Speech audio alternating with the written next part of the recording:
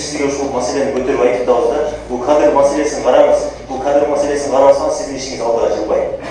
Kalay Nazarbayevич, biz sizni şaylaganmız, biz sizge karşı emesmiz.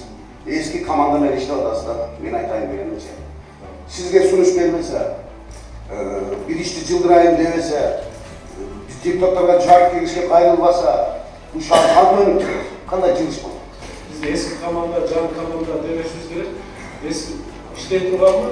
Eski bilerde işley canınızı keltirerken, ürün gezetten de alıştırdık. Biz şu işlemler aldık. Qaysi bir işlemegen жетекчилердин баардыгы бул жерде айта бербейин. Ар бир сөзүнө жараша эскертүүлөрдү алып атат. Мыйзам бар, биз мыйзамдан чыкпашыбыз керек. Бир, эки эскертүү берип туруп, анан сөз чара колдонот.